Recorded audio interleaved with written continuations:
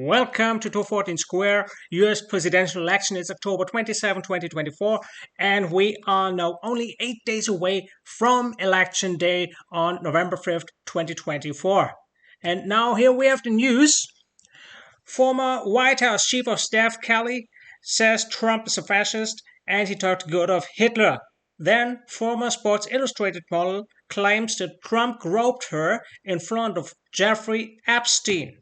Further, we have China targeted phones of Trump, Vance, and Harris tried to hack them.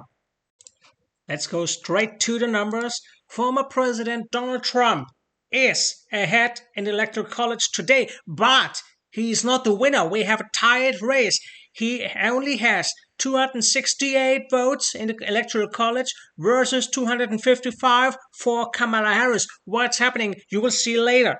First, we can see electoral votes here, the development. At the moment, the race is tight. Nobody has enough votes to win the Electoral College and thus the presidency. Both are still losing in the popular vote. And this is a development that we have seen for several days and weeks.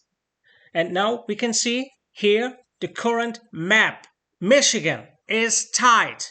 Michigan is the only state that is tied and where we have no clear development. Who is winning the race? And this keeps everything in limbo. Georgia is no longer tied. This is now a state for former President Donald Trump. Nevada has already changed. This is now a state for the Reds, for the Republican Party. Else there's no change in the map, and we can see on the next map, Georgia is now red, Nevada is red, Michigan is tied.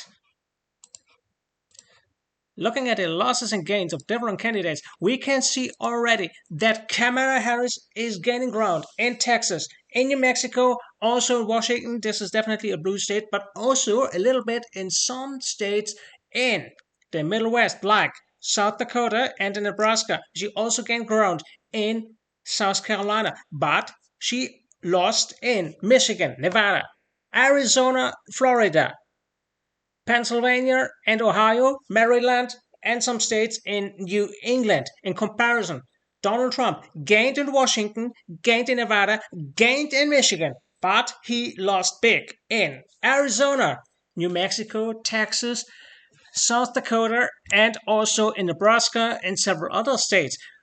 And we can also see undecided voters and third parties gained almost everywhere except from Washington and Wisconsin. Looking at Michigan, you can see here again the race is tied. And this is the reason why we have this deadlock nationwide. Michigan has 47% for each candidate. Third parties and undecided voters get 6%. And now let's have a short look on the battleground states. Battleground states are at the moment Nevada, Arizona, Wisconsin, Michigan, Pennsylvania, North Carolina, and the state of Georgia. So these are the states with less than 3 or less percent difference. This was 214 Square. Thank you for watching. Keep tuned. We are back next week.